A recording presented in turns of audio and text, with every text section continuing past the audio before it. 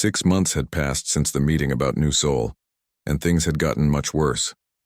The Velkari had taken the colony as planned, forcing all 50,000 humans to evacuate to overcrowded refugee ships. The Galactic Council had expressed deep concern and promised to study the situation, but no help came. Captain Do-hyun Lee stood on the bridge of the UES Resilience, staring at the energy barrier that surrounded the new Busan system. The barrier glowed with a sickly green light, and every ship that tried to pass through it was turned away by invisible forces. Inside that barrier, 2.3 million humans were slowly dying. "How long has it been since the last supply ship got through?" Do-hyun asked his first officer. 17 days, sir," replied Commander Young-soo Kim. "The Zephyrians have sealed the system completely. Nothing gets in, nothing gets out." New Busan was humanity's largest farming colony, a world of vast fields and growing cities. It was also home to the main medical research facility that supplied medicines to dozens of human worlds. Without regular supply runs, the colony would run out of food, fuel, and critical medical supplies. The Zephyrian Collective had blockaded the system 3 weeks ago, claiming that New Busan belonged to them based on an ancient mining charter. They said their ancestors had dug tunnels under the planet's surface 3,000 years before humans arrived. Therefore, the entire star system was theirs. "Sir, incoming message from the colony," reported Communications Officer Hee-Jin Park. "It's Governor Jae-sung Choi." The holographic display flickered to life, showing a tired-looking man in his 50s. Governor Choi had deep circles under his eyes and his usually neat hair was messy. Behind him, Do-hyun could see people rushing back and forth through the government building's corridors. "Captain Lee," Governor Choi said, "we're in serious trouble down here. The main hospital is almost out of cancer medication. We have children who will die without treatment. Can you get through the barrier?" Do-hyun clenched his fists. "We've tried everything, Governor. The energy field pushes back any ship that gets close. We can't even get a small probe through. What does the Galactic Council say?" "They've scheduled a hearing," Do-hyun replied, trying to keep the anger out of his voice. "In 8 months, Governor Choi closed his eyes. 8 months, half our population will be dead by then. The transmission ended, leaving Do-hyun staring at the green barrier. 8 months. The council had actually scheduled a hearing about the new Busan situation for 8 months in the future. By then, everyone on the planet would be dead from starvation or disease, and the Zephyrians would claim that the humans had simply abandoned their colony. On Earth, Dr. Yoonji Cho was working late in her xenobiology laboratory. As humanity's leading expert on alien species, she had been asked to study the new Busan crisis and find a solution. What she had found instead was much worse than anyone realized. Her computer screen showed intercepted Zephyrian communications that Earth's intelligence service had managed to decode. The messages were between high-ranking Zephyrian leaders, discussing their plans for humanity. "The test is proceeding as expected," read one message. "The humans continue to file complaints and request hearings. They show no signs of departing from established protocols." Another message was even more revealing. "Phase 2 will begin once New Busan falls. The Thenori have identified 12 more human colonies with questionable territorial claims. The Velkari are prepared to assist with additional territorial corrections." Unji felt sick as she read through the communications. This wasn't just about New Busan or ancient mining rights. The entire galactic community was testing humanity to see how much they could take before fighting back.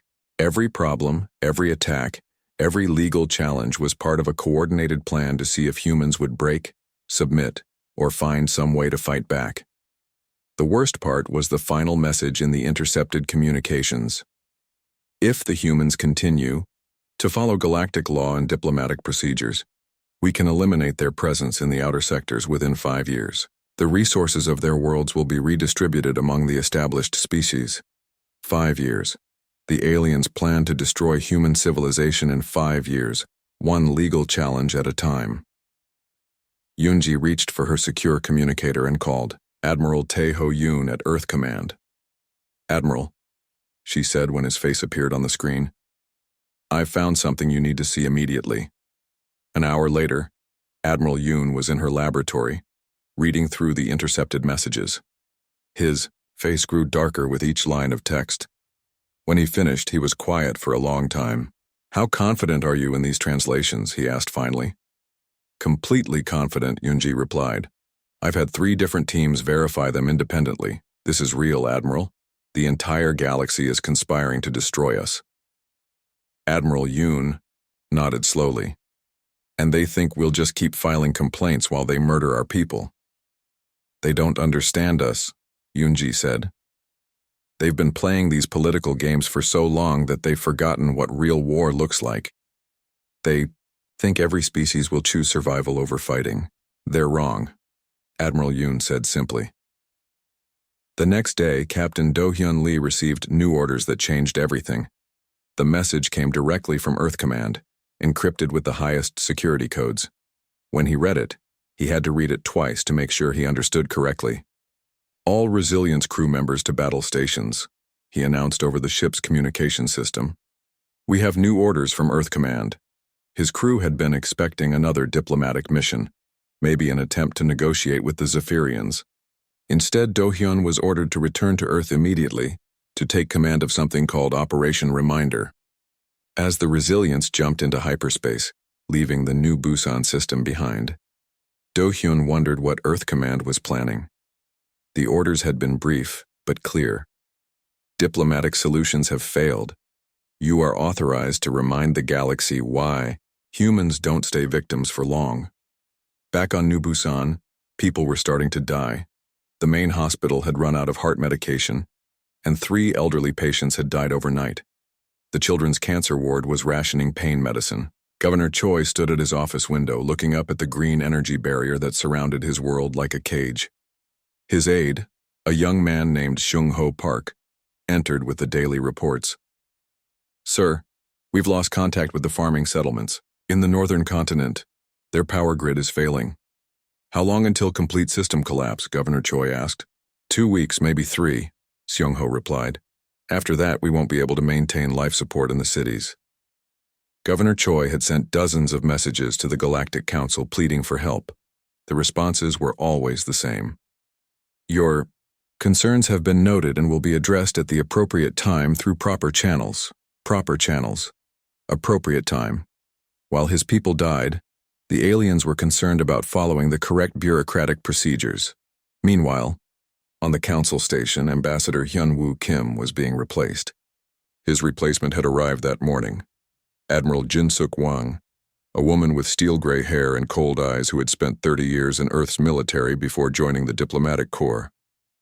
"I've read your reports," Admiral Wang told Hyun-woo, as they walked through the station corridors. 15 years of polite requests and formal complaints. How many humans have died while you've been filing paperwork?" Hyun-woo felt defensive. "We've been trying to work within the system. That's how diplomacy works." "No," Admiral Wang said, stopping in front of the main council chamber. "That's how surrender works. Real diplomacy requires the other side to believe you might actually fight if they push too far." Through the chamber's windows, they could see the representatives of various alien species preparing for the day's session. The Velkari were comparing notes with the Thanori. The Zephyrians floated in their containment units, their energy forms, pulsing with what looked like amusement. "They think we're weak," Admiral Wang continued. "They think humans will do anything to avoid conflict. They're about to learn how wrong they are." That afternoon, Admiral Wang addressed the Galactic Council. For the first time, she didn't request time to speak or follow any of the elaborate protocols that usually governed council meetings. She simply walked to the center of the chamber and began talking. "My name is Admiral Jin-suk Wang, and I represent the human species," she said, her voice carrying clearly through the chamber's translation systems. "For 15 years, humanity has attempted to work within your system of laws and procedures. We have filed complaints, requested hearings, and tried to resolve our differences through peaceful means." The alien representatives looked amused. This was the same speech they had heard from dozens of species over the centuries. Eventually, every species learned to accept their place in the galactic hierarchy. "That ends today," Admiral Wang continued. The blockade of New Busan is an act of war disguised as a legal proceeding. The territorial seizures, the pirate attacks, the trade restrictions, all of these are acts of war. We now understand that you have mistaken our patience for weakness. The Zephyrian representative, a being of crackling energy named Sixthara, spoke up. Ambassador Wang, surely you understand that all actions taken against human interests have been conducted within the framework of established galactic law. Ambassador Hyunwoo Kim stood at the large window of his office, looking out at the stars. The Galactic Council Station Omega-7 moved slowly through space, and from his window he could see ships from dozens of different alien species docked at the massive structure. Some ships looked like giant crystals, others were shaped like flowers or metallic insects. Each one belonged to a different race that had been part of the galactic community for hundreds or thousands of years. Humans had only been here for 15 years. 15 short years since Earth made first contact and joined this vast network of civilizations that spanned the galaxy. Hyunwoo often felt like a child trying to sit at the adults' table. His assistant, a young woman named So-min Lee, knocked on his door and entered with a stack of reports. "Sir, we have 3 more complaints from human colonies today," she said, setting the papers on his desk. "The Velkari are expanding their territory again, and they're claiming that New Seoul belongs to them now." Hyunwoo sighed and picked up the reports. New Seoul was a farming colony with 50,000 people. They grew food that fed millions across 3 star systems. The Velkari were an insect-like species that looked like giant praying mantises. They had a habit of slowly taking over planets by filing legal documents and claiming ancient rights. "What's their excuse this time?" Hyunwoo asked. "They say they found evidence that their ancestors visited the system 2,000 years ago," So-min replied. "They filed a territorial correction request with the council." Hyunwoo rubbed his forehead. A territorial correction request was one of hundreds of legal tools that alien species use to take things from each other without actually fighting. The galaxy had turned conflict into a game of paperwork and legal tricks. Nobody shot at each other anymore. Instead, they filed forms and made arguments in council meetings that could last for months. "Schedule a meeting with Councillor Vexhai," Hyunwoo said. "I'll need to file a counterclaim." Vexhai was a Thenori, a species that looked like walking crystals. They were supposed to be neutral mediators in disputes, but Hyunwoo had noticed that they always seemed to find reasons why humans were wrong and other species were right. Meanwhile, 3 systems away, Captain So-Young Park was having her own problems. She commanded the UES Harmony, one of only 12 large ships that humanity owned. The ship was escorting a convoy of cargo vessels carrying medical supplies to the colony world of New Incheon. "Captain," called her first officer, Lieutenant Commander Dong-hyun Choi, "we're getting interference signals again. Same pattern as last week." So-Young looked at the display screen. The interference wasn't natural. Someone was jamming their communications on purpose. It was a common trick used by pirates and raiders, but when humans reported it, the Galactic Council always said there wasn't enough proof to do anything. "Any sign of the ships causing it?" So-Young asked. "No direct contact, but we're picking up energy signatures that match Zephyrian technology," replied her sensor officer, Ensign Hunyul Yu. "They're staying just outside our detection range." The Zephyrians were beings made of pure energy, who could travel through space without ships. They often escorted human convoys, which really meant they followed them around and made things difficult. When humans complained, the Zephyrians said they were just monitoring trade routes for safety. So-Young knew better. The aliens were testing humanity, seeing how far they could push before humans pushed back. The problem was that humans didn't know the rules of this game. Earth had spent thousands of years fighting wars with bullets and bombs. Out here, war was fought with legal documents and trade restrictions. "Maintain course," So-Young ordered, "and keep recording everything. Maybe this time the council will listen." She knew they wouldn't. The Galactic Council had a way of making every human complaint disappear into committees and subcommittees.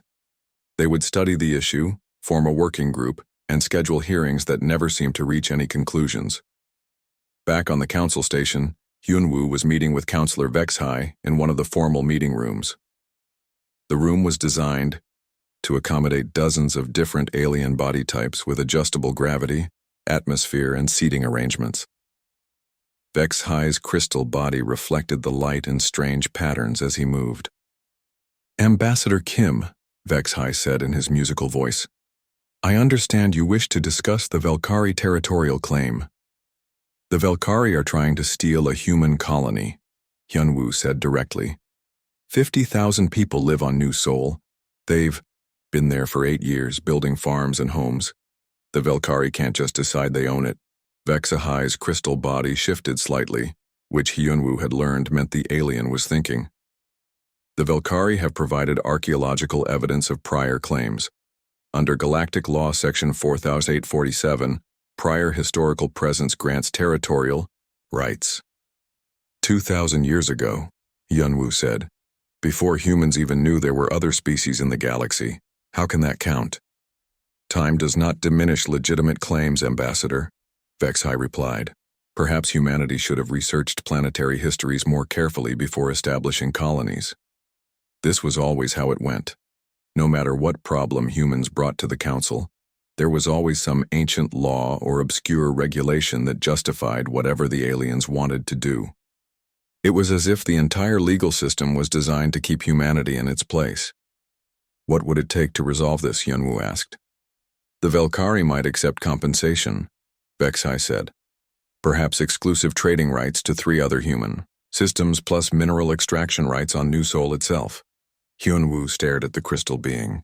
They wanted humanity to pay for the privilege of keeping their own colony, and then give the Velkari the right to strip mine it. It was robbery disguised as diplomacy. "I'll need to consult with Earth Command," Hyunwoo said. "Of course. Take all the time you need. The Velkari are patient. They've scheduled the territorial transfer for next month." Next month. 50,000 humans would lose their homes in 30 days unless Earth agreed to this extortion. And if they did agree, it would just encourage other species to make similar demands. As Hyunwoo left the meeting, he passed through the station's main corridor. Aliens of all kinds moved past him, the Velkari with their insect bodies, the Thenori with their crystal forms, the gas-like nebulans floating in containment suits, and dozens of others. They all moved with confidence like they owned the place, because they did. Humanity was the newcomer here, the species that didn't understand how things worked. Every other race had centuries or millennia of experience in galactic politics. They knew all the tricks, all the loopholes, all the ways to get what they wanted without actually fighting. Humans were still learning that lesson. On Earth, when someone threatened your home, you fought back. Out here, when someone threatened your home, you filed a complaint and hoped someone would listen. So Min was waiting in his office with more bad news. "Sir, I just received word from Captain Park. The convoy to New Incheon was delayed again. Pirates hit them just outside the Kepler system." "Casualties?" Hyunwoo asked. "No deaths, but they lost 2 cargo ships full of medicine. That's the 4th convoy this month." Hyunwoo looked at the star map on his wall. Red pins marked every human colony, only 43 worlds spread across a small section of the galaxy. Each pin represented millions of people who depended on Earth and each other for survival. Yellow pins marked recent problems: pirate attacks, territorial disputes, trade blockades. There were more yellow pins than red ones. "The pirates always seem to know our shipping schedules," Somin continued, "and they always know which ships carry the most valuable cargo." "Inside information," Hyunwoo said. "Someone's feeding them details about our operations." It was probably the Thenori. They managed most of the galactic trade networks and had access to shipping data, but proving it would be impossible. The Thenori would just say it was a coincidence, or that humans needed better security, or that piracy was a natural consequence of expanding too quickly into space. Every problem had an excuse. Every attack had a justification. Every loss was humanity's own fault for not understanding how the galaxy worked. Hyunwoo sat down at his desk and began writing another report to Earth Command. Admiral Tae-ho Yoon, the head of Earth's Space Forces, needed to know how bad things were getting. The galaxy looked peaceful from the outside, but it was really a war zone where the weapons were laws and bureaucracy instead of guns and bombs. He wondered how long humanity would keep playing by these rules. How many colonies would they lose? How many people would suffer while Earth tried to be diplomatic and civilized? The aliens saw humanity as weak because humans still believed in fairness and justice. In the galaxy, might made right, but the might was hidden behind legal documents and political games. Hyunwoo finished his report and sent it through the encrypted communications array. Maybe this time, Earth Command would realize that diplomacy wasn't working. Maybe they would find a different approach. Outside his window, the stars shone unchanged. Somewhere among them, 50,000 humans on New Sol were going about their daily lives, not knowing that their world had already been sold out from under them by creatures they had never met. The galaxy had rules, and humanity was learning them the hard way. The UES Retribution emerged from hyperspace at the edge of the New Busan system, exactly 48 hours after Admiral Wang's ultimatum. Captain Minho Zhang stood on the bridge of humanity's newest and most powerful warship, watching the green energy barrier that surrounded the human colony. The Retribution was unlike anything the galaxy had seen before. Where most species built ships for show and ceremony, humans built them for war. The massive vessel bristled with kinetic cannons, missile tubes, and fusion torpedo launchers.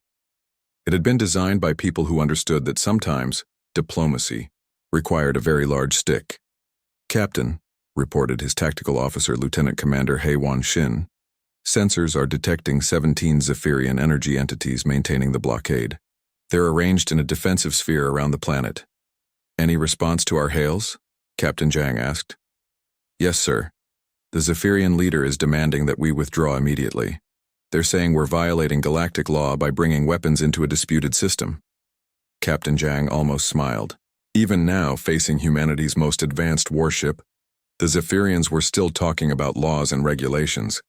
They truly didn't understand what was about to happen. "Open a channel to all Zephyrian forces," he ordered. The main screen flickered, showing the ghostly energy form of Sixthera, the same being who had spoken at the Galactic Council.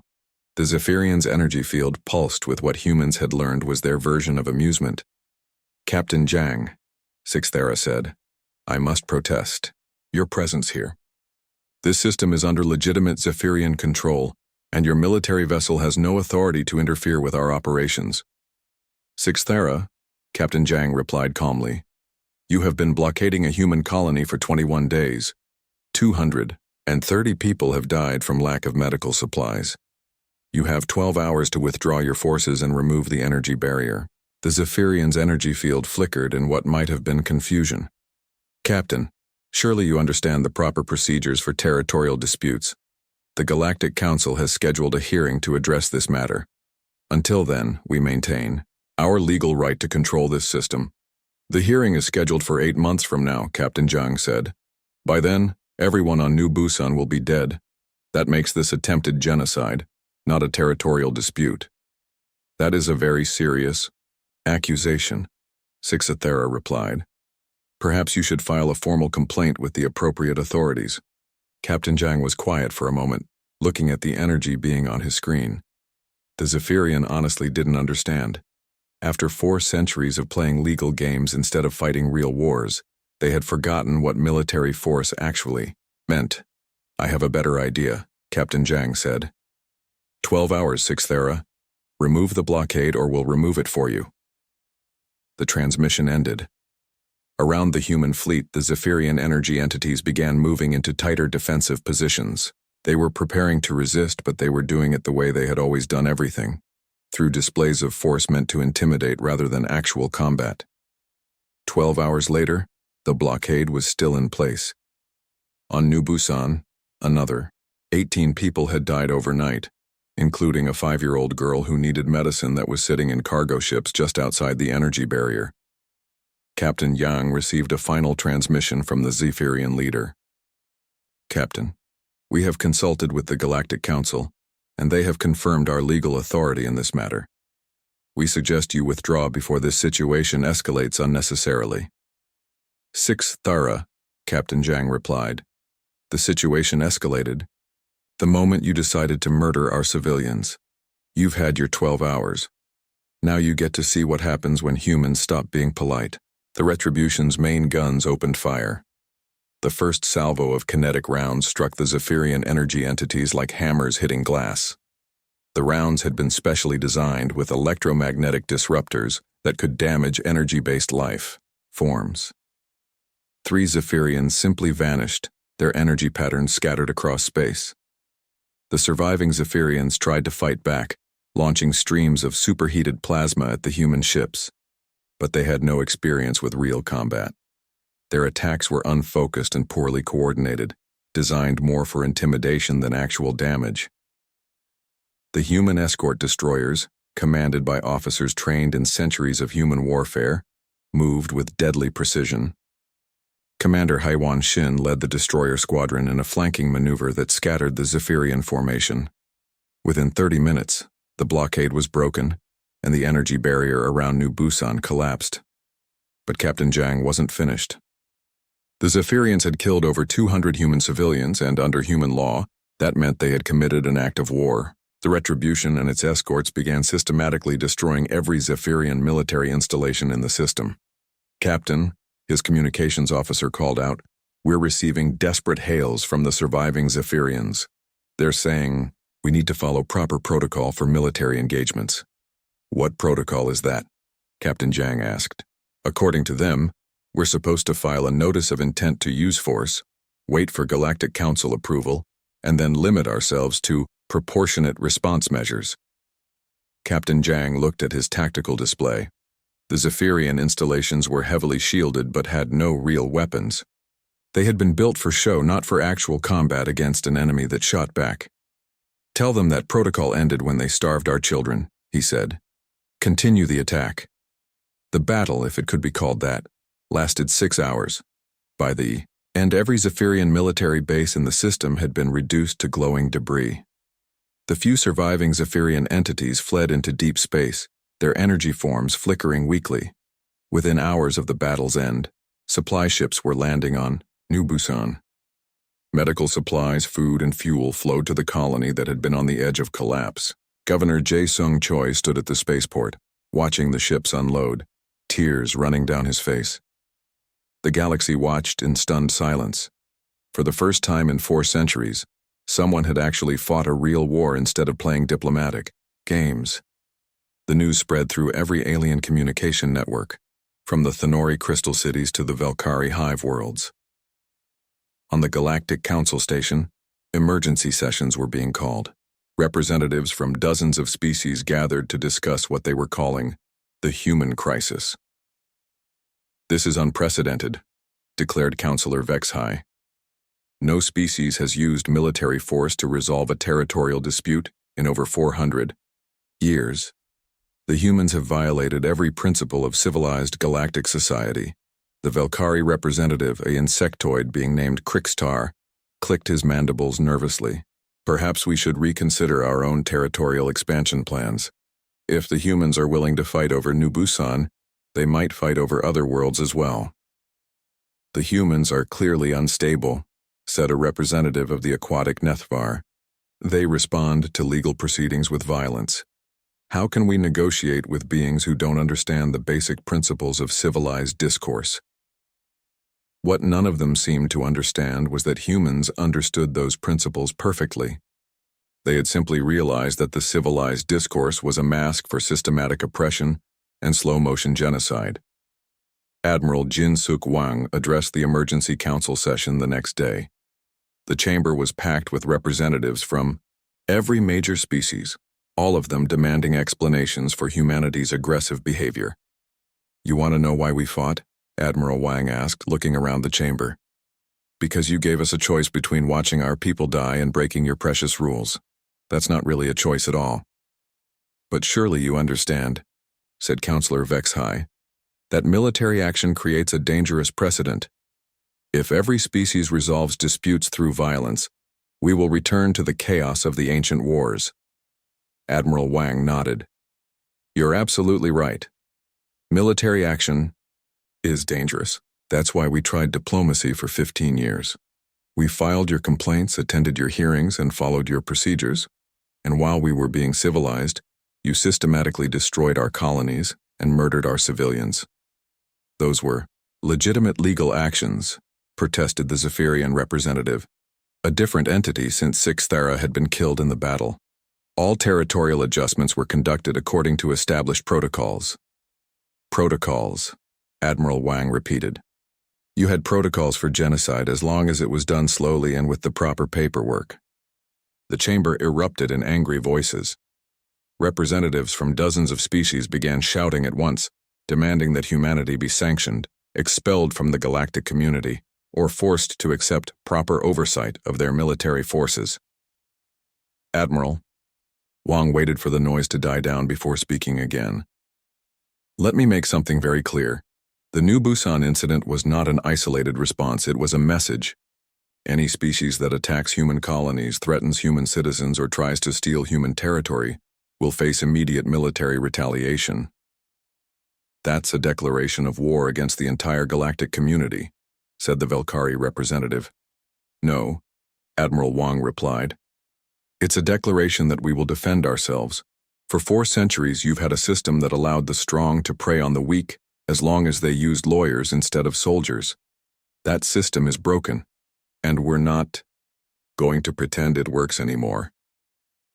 3 months after the Battle of New Busan, the Galactic Council convened its largest emergency session in over 200 years. Representatives from 147 different species filled the massive chamber, their voices creating a cacophony of anger, fear, and confusion. The humans had broken something fundamental about how the galaxy worked, and no one knew how to fix it. Councillor Vexhai called the session to order, his crystal body reflecting the chamber's lights in harsh patterns.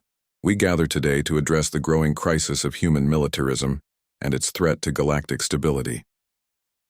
One by one, species representatives stood to condemn humanity's actions.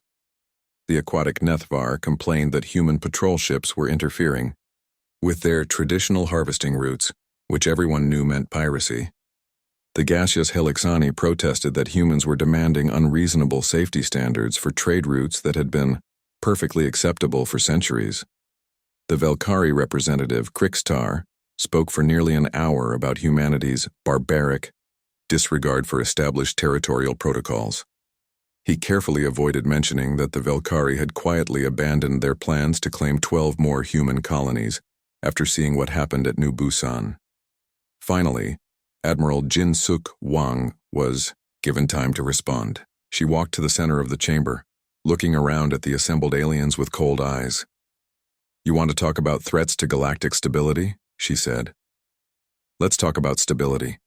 For 15 years, human colonies were attacked, blockaded, and stolen through your legal system. Our people died while you scheduled hearings and filed paperwork. That was your idea of stability, a system that allowed systematic oppression as long as it was done slowly and with proper documentation. The Thenori representative, a being of living crystal named Quendar, interrupted. The galactic legal system has maintained peace for over 4 centuries. Human violence threatens to return us to the chaos of the ancient wars. Peace, Admiral Wang repeated. You call it peace when pirates attack our supply convoys, and you do nothing because they have cultural protection status. You call it peace when entire colonies are stolen through legal tricks that ignore the fact that people live there. That's not peace, that's just organized theft. The chamber erupted in angry voices. Species after species demanded that Earth be expelled from the galactic community, that human military forces be disbanded, that humanity accept proper supervision to prevent further outbreaks of violence. Admiral Wang waited for the noise to die down. You're all missing the point, she said. We're not the problem. We're the symptom. Your entire system was designed by the strong to control the weak. It worked fine as long as everyone agreed to be victims. But we don't. What exactly are you proposing? Asked Councillor Vexhai.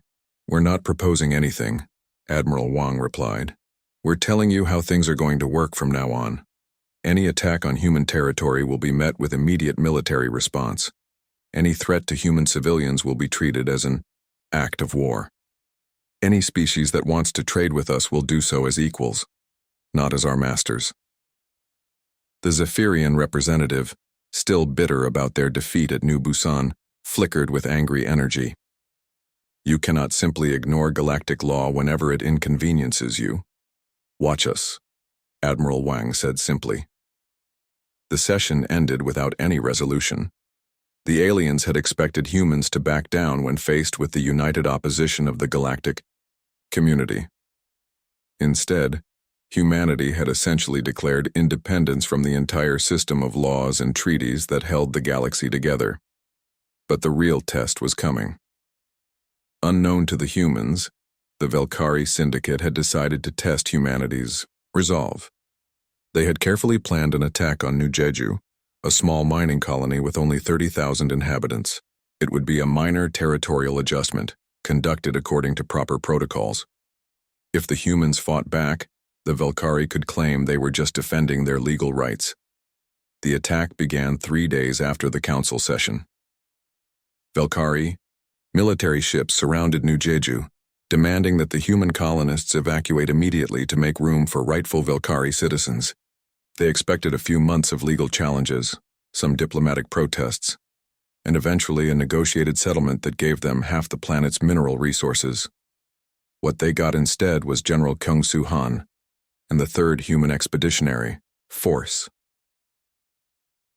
General Han had been a soldier for 35 years, fighting in the resource wars on Earth and later training the first generation of Space Marines.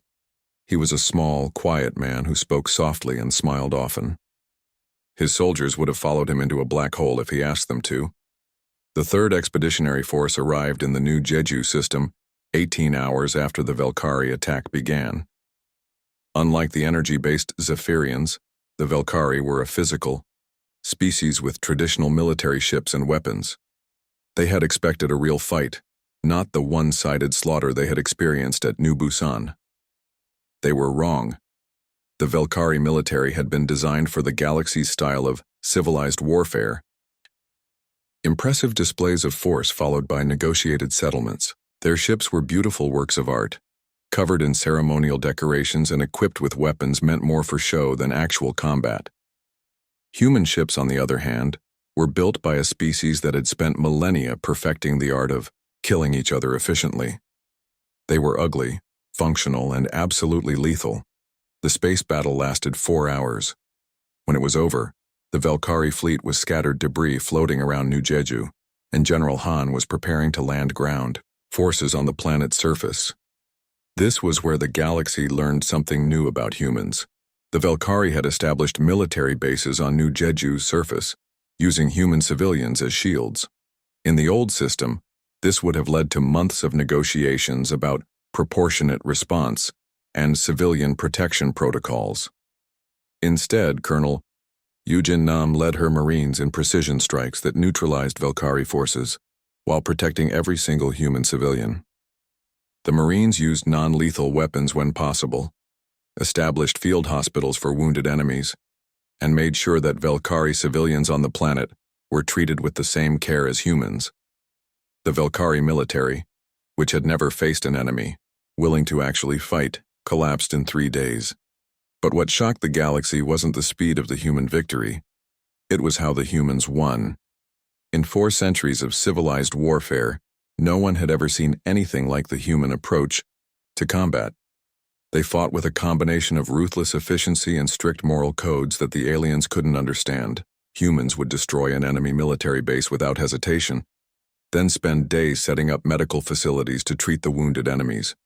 Colonel Nam stood in the ruins of the main Velkari command post, watching her medics treat injured Velkari, soldiers with the same care they showed their own wounded. A Velkari officer, his insectoid body broken but his compound eyes still functioning, looked at her in confusion. "Why?" the Velkari asked in broken human language. "Why do you heal us? After defeating us?" "Because the war is over," Colonel Nam replied. "You're not our enemies anymore. You're just people who need help." The concept was completely alien to the Velkari, who had always believed that victory meant domination and defeat meant subjugation. The idea that humans would fight fiercely against their enemies and then immediately start caring for them was beyond their understanding.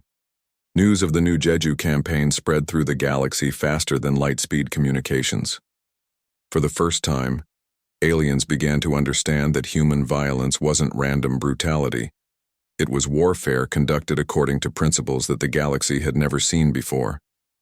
The humans weren't trying to conquer or dominate other species. They were trying to protect their own people while showing mercy to their enemies. It was a combination of strength and compassion that challenged everything the galaxy thought it knew about military power. On the Galactic Council Station, emergency meetings were happening around the clock. Species representatives who had been demanding action against humanity were suddenly much quieter. The Velkari defeat had shown that humans didn't just have better weapons. They had a completely different approach to warfare that made them nearly unbeatable. "They fight like machines but show mercy like saints," observed the Nethvar representative during one closed-door session. "How do you defeat an enemy that's willing to die for their principles but refuses to abandon their morals?" The question hung in the air without an answer. The galaxy's military forces had been designed for ceremonial conflicts and negotiated surrenders. None of them knew how to fight an enemy that combined human tactical brilliance with human ethical standards. But the real change was happening at the individual level. Alien traders who had once viewed humans as easy targets were suddenly eager to establish fair trading relationships. Pirates who had preyed on human shipping lanes were finding new careers in safer parts of the galaxy. Even the most aggressive species were beginning to reconsider their expansion plans when those plans involved human territory.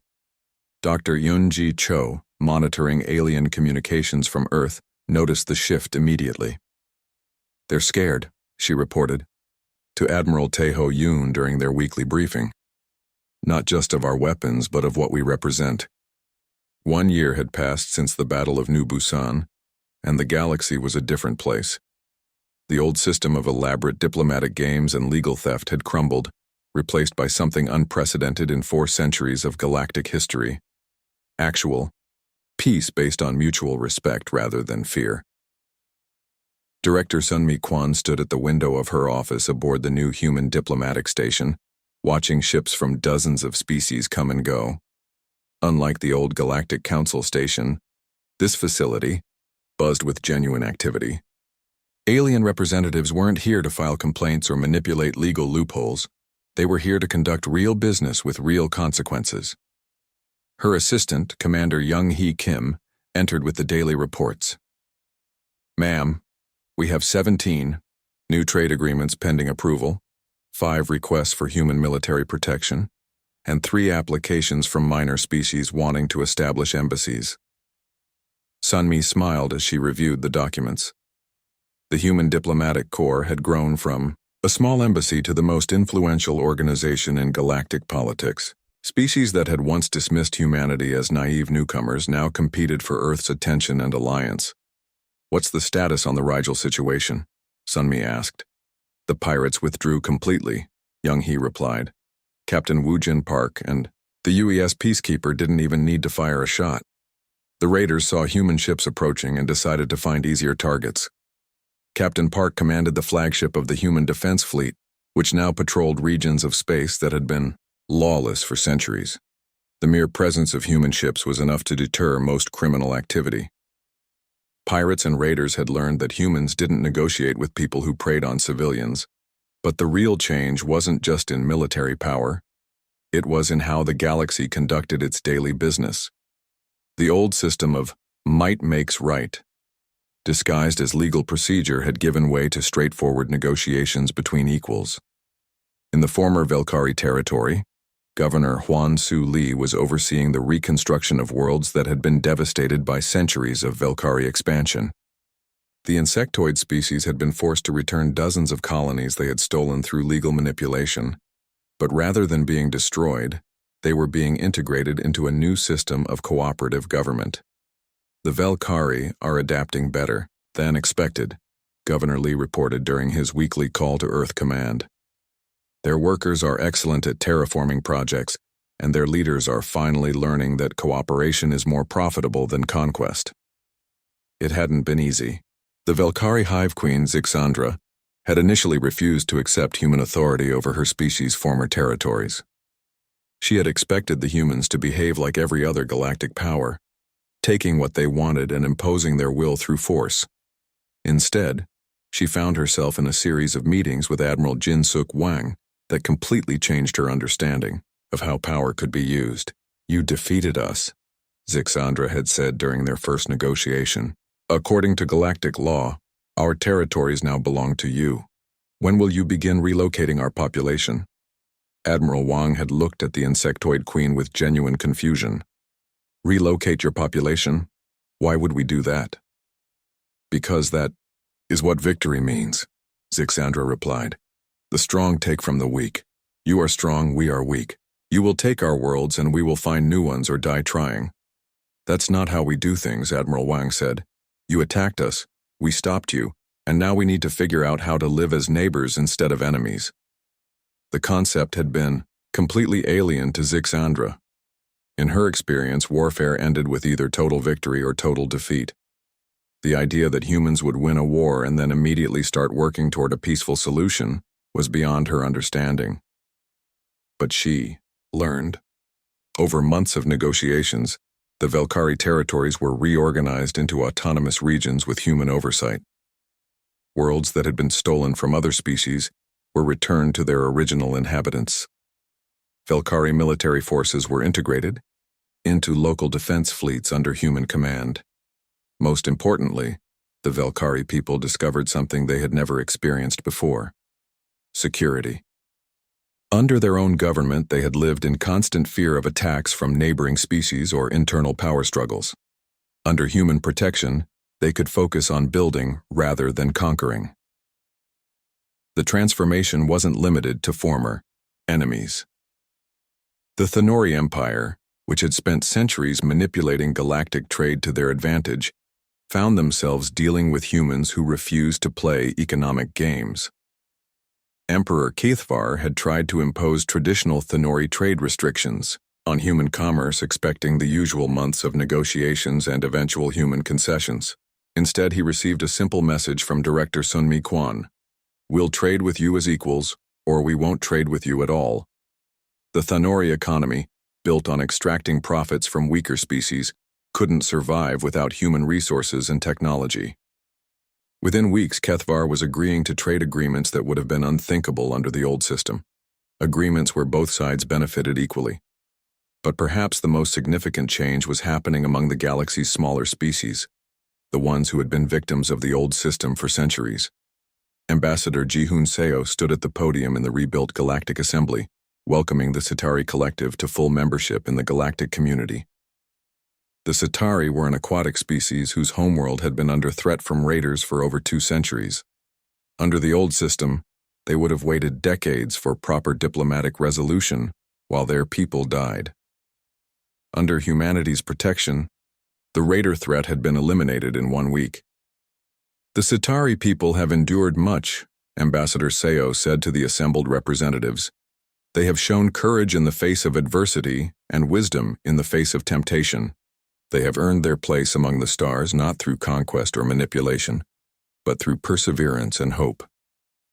The Citari ambassador, a graceful being who moved in a tank of specially treated water, spoke in the melodic language of her people. The translation came through clearly. "We thank the humans for showing us that the galaxy can be more than a place where the strong prey upon the weak. We thank them for proving that justice is possible, even when it requires strength to achieve." In the audience, representatives from dozens of species applauded. Many of them were from worlds that had been liberated from raiders, pirates, or aggressive neighbors. Others were from species that had voluntarily reformed their own governments after seeing the human example. The old Galactic Council had been a place where the powerful came to divide up the resources of the weak. The new assembly was becoming something unprecedented, a forum where species could work together as equals. Fleet Admiral Tai Ho Yoon, now Supreme Commander of Human Forces, addressed the Assembly's annual security briefing. His hair had gone completely gray over the past year, but his voice was strong and clear. 1 year ago, humanity was forced to make a choice, he said. We could continue to play by rules that were designed to destroy us, or we could forge a new path. We chose to forge that path, not because we wanted to be your guardians, but because someone had to be willing to stand up for what was right. He paused. looking around the assembly at the faces of beings from hundreds of different worlds. The galaxy is safer today than it has been in centuries. Pirates and raiders find no safe harbors. Aggressive species think twice before attacking their neighbors. Trade flows freely between equals rather than being controlled by the powerful. But this peace isn't guaranteed, he continued. It exists because good people are willing to defend it. Today, that includes not just humans but Velkari engineers, Thanori scientists, Sitari explorers, and representatives from every species in this chamber. The Admiral was right. The human defense fleet was no longer exclusively human. Velkari, tactical officers served alongside human marines. Thanori technicians maintained weapons systems next to human engineers. Former enemies had become allies, united by shared principles rather than shared fears. After the session, Ambassador Sio walked through the station's corridors, observing the changes that had transformed galactic society. Alien children played, together in the station's gardens while their parents conducted business based on mutual benefit rather than exploitation. He stopped at a memorial wall that had been erected near the station's center. It listed the names of every human who had died during the 15 years of diplomatic oppression, colonists killed by pirates, patients who died when medical supplies were blocked, children who starved during territorial disputes. But it also listed the names of aliens who had been victims of the old system.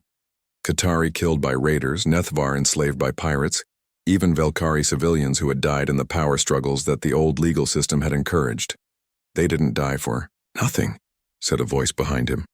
Ambassador Sio turned to see Admiral Wang approaching. She had changed over the past year, her steel-gray hair now completely white, her face marked by the stress of reshaping an entire galaxy. No, he agreed. They didn't. They stood together in silence, reading the names of the dead. Finally, Admiral Wang spoke again. "Do you think we did the right thing?" she asked. "Breaking the old system, forcing change through military action,